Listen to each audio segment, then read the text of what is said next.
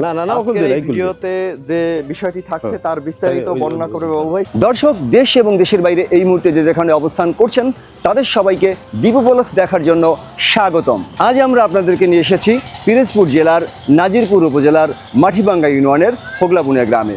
কথা বলবো একজন সফল উদ্যোক্তার সঙ্গে, যিনি দীর্ঘ বছর ধরে একটি ষাঁড় গরুকে হৃষ্টপুষ্ট করে হাতির আকার ধারণ করিয়েছেন।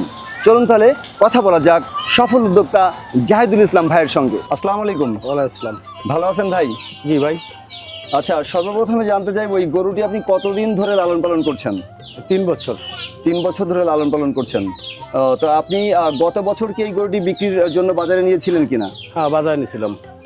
বিক্রি করতে পারেননি? বিক্রি করতে পারিনি। গরুটি তো বিশাল আকার ধারণ করেছেন, একেবারে হাতির মতন আপনি গরুটি আপনি হৃষ্টপুষ্ট করেছেন। এটি কি কোরবানিকে উদ্দেশ্য করেই আপনি লালন পালন করেছিলেন? কোরবানির উদ্দেশ্যেই লালন পালন করতেছি। গত বছর বাজার খারাপ যাওয়ার কারণে আপনি গরুটি বিক্রি করতে পারেননি। হ্যাঁ।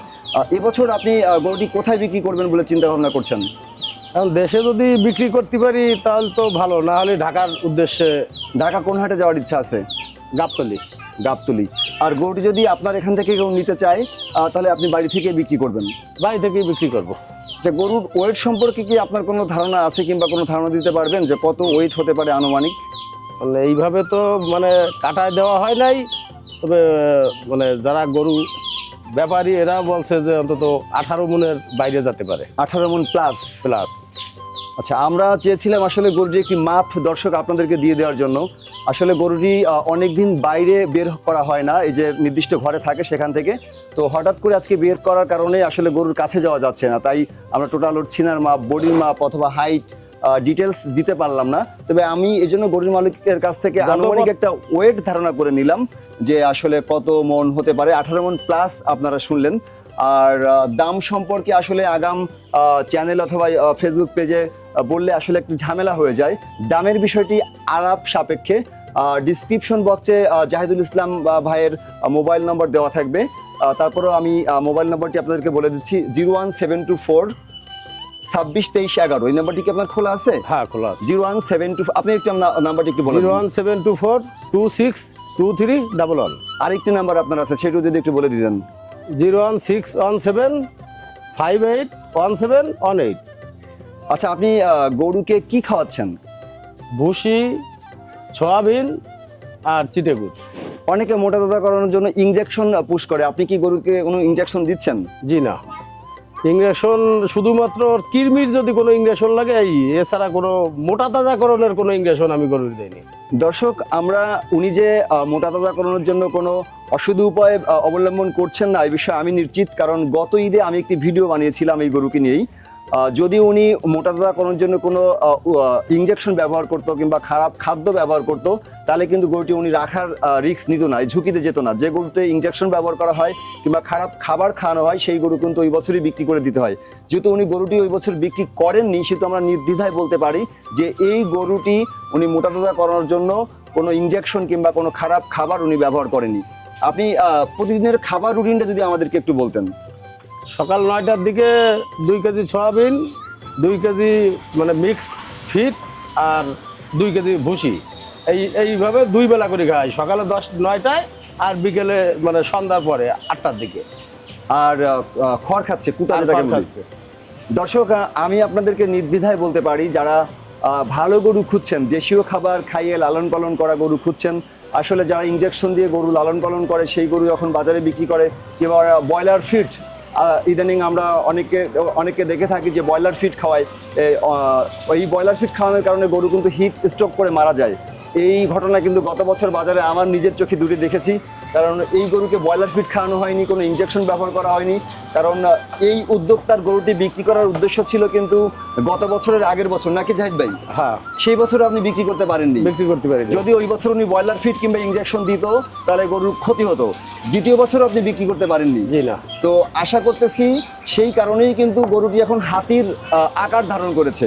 দর্শক, আসলে ভিডিওতে কত বড় আপনারা দেখতে পাচ্ছেন আমি বুঝতে পারতেছি না। গরুটি কিন্তু বিশাল আকৃতি ধারণ করেছে। আমি চেয়েছিলাম ওর পেটের যে মাপটা, ব্যারের যে মাপটা, সেটি আপনাদেরকে বলে দিব। গত বছর একটা মাপ দিছিলাম,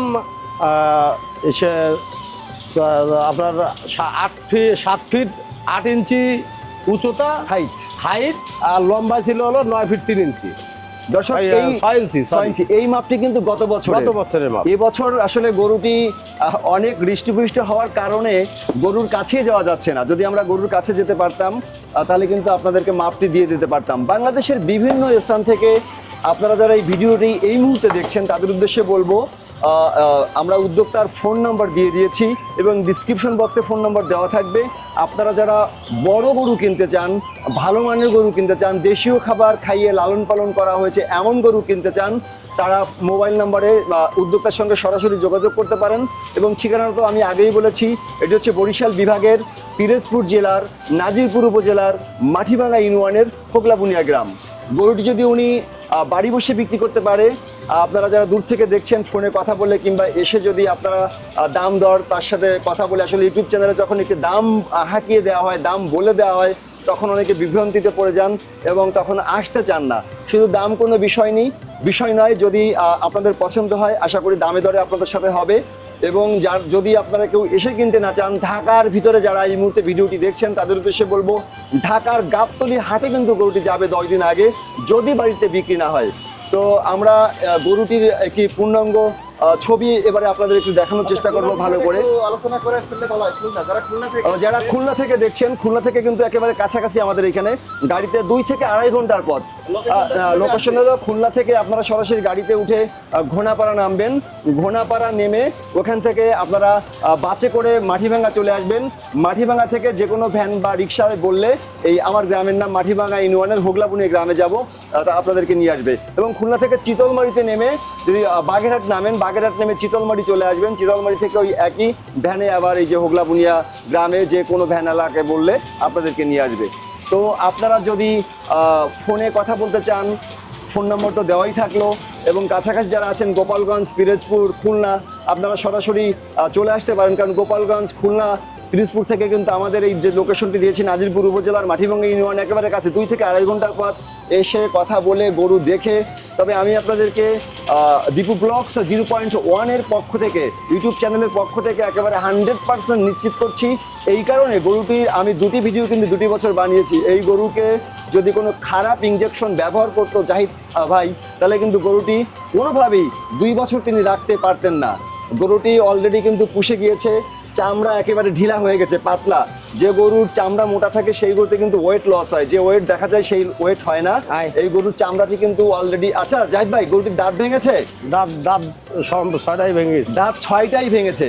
যে গরুর দাঁত ভাঙে সেই গরুর কিন্তু গোশে ওয়েট হয় এবং গোশের পরিমাণ যা কসাইরা অনুমান করে তার থেকে কিন্তু অনেক বেশি হয়ে থাকে। দর্শক, আশা করি আজকের এই ব্লগটি আপনাদের ভালো লেগেছে। আমাদের এই ভিডিওটি যদি আপনাদের ভালো লেগে থাকে তাহলে অবশ্যই লাইক কমেন্টে আমাদেরকে জানাবেন। আশা করি এই কোরবানিকে উদ্দেশ্য করে হাটে আরও অনেক নতুন নতুন ভিডিও নিয়ে আপনাদের মাঝে আমি হাজির হব। শুধু গরুর ভিডিও নয়, আশা করি এখন থেকে প্রতিনিয়ত বিভিন্ন উদ্যোক্তার বিভিন্ন রকম কৃষিমূলক ভিডিও আপনাদের সামনে তুলে ধরবো এবং আপনারা দেখতে পারবেন। আজকের মতো আমি ফিরোজ আহমেদ চয়ন আপনাদের কাছ থেকে বিদায় নিচ্ছি। আগামী দিনে নতুন কোনো প্রতিবেদন নিয়ে আবারও আসবো। তার আগে দীপুকে একটু আমি আবারও আমন্ত্রণ জানাবো। দীপু খুলনা থেকে কষ্ট করে এসেছে। আমি খুলনাতে অনেক গরু হাটে দেখেছি। আসলে আমার গ্রামে যে এত সুন্দর, এত বড় একটা দানবত কৃষি, মানে হাতি বললে ভুল হবে, এরকম একটা গরু আছে আমিও জানতাম না। তো বাড়িতে এসে ভাইকে ফোন দিলাম যে ভাই এলাকা তো কিছু ভিডিও করা দরকার, তো কি আছে? তা বললো কি তুমি আসো, আমাদের এলাকায় সুন্দর একটা গরু আছে অনেক বড়। তা আমি ওইভাবে কিন্তু মূল্যায়ন করিনি। তো পরে আসার পর আমি অবাক যে এত বড় গরু, মানে আমি দেখেই বিস্মিত যে এত বড় গরু আমার। দীপু, গত বছর দিঘিজান বাজারে কিন্তু শ্রেষ্ঠ মানে সব থেকে বড় গরু ছিল কিন্তু এটি। ও আচ্ছা, আরেকটি জিনিস বলতে আমি ভুলে গেছি যে আমাদের দিঘিজান বাজার এমন কেউ নেই যে বাংলাদেশের ভিতরে চেনে না। এখান থেকে ঢাকা, খুলনা, বাগেরহাট, তারপর বরিশাল, বিভিন্ন জায়গা থেকে দিঘিজান বাজারে কিন্তু পাইকার আছে। এবং আপনারা জানেন যে কোরবানির জন্য দিঘিজান বাজার গরুর জন্য বিখ্যাত।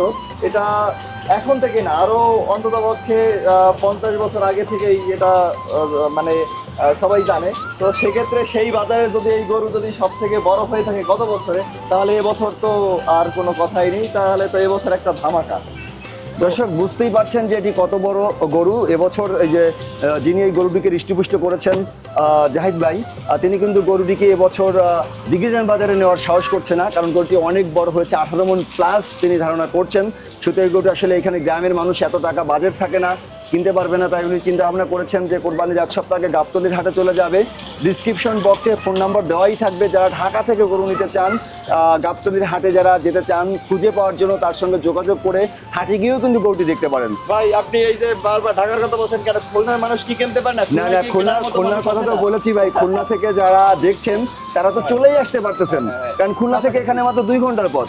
খুলনা থেকে যারা ভিডিওটি দেখছেন এবং বড় গরু এবং দেশীয় গরু এবং ইনজেকশন বিহীন এবং ব্রয়লার ফিড খাওয়ালে কিন্তু ব্রয়লারের মতন হয়ে যায় এই গরুটি। আমার ইউটিউব চ্যানেল আছে কৃষকের কৃষি, ইউটিউব চ্যানেলে কিন্তু ভিডিও আছে গত বছরের, দেখবেন। উনি যদি গত বছর গরুটি বিক্রি করতে পারতো তাহলে কিন্তু এবছর পর্যন্ত রাখতো না, আর যদি উনি কোনো খারাপ পথ অবলম্বন করতো তাহলে কিন্তু গরুটি যে দামই বলতো সেই দামে কিন্তু বলে দিয়ে দিত। যেহেতু উনি বিক্রি করে নাই, যারা গরু কিনেন, আপনারা যারা ব্যাপারী আছেন, যারা পয়সা আছেন, তারাও এই বিষয়ে নিশ্চিত থাকবেন যে গরুকে যদি ইনজেকশন দেওয়া হয় সেই গরু কিন্তু কোনোভাবেই রাখা যায় না, এবং ব্রয়লার ফিড খাওয়ানো হয় সে গরুও রাখা যায় না। এত বড় 18 মণ প্লাস যখন হবে সে গরু কিন্তু হিট স্ট্রোকে নিশ্চিত মারা যাবে। যাক দর্শক, আশা করি আজকের প্রতিবেদনটি আপনাদের ভালো লেগেছে, আর যদি আজকের প্রতিবেদনটি আপনাদের ভালো লেগে থাকে তাহলে অবশ্যই লাইক, কমেন্টস এবং শেয়ার করে আমাদেরকে উৎসাহিত করবেন। আগামী দিনে নতুন কোনো প্রতিবেদন নিয়ে আবারও আপনাদের সামনে হাজির হব। আর পুরোটা সময় জুড়ে আপনাদের সঙ্গে ছিলাম আমি ফিরোজ আহমেদ চয়ন। আজকের মতো বিদায় নিচ্ছি, আগামী দিনে নতুন কোনো প্রতিবেদন নিয়ে আবারও চলে আসবো। সেই পর্যন্ত সবাই ভালো থাকুন, বিভু ব্লগসের সাথে থাকুন। ধন্যবাদ, আল্লাহ হাফেজ।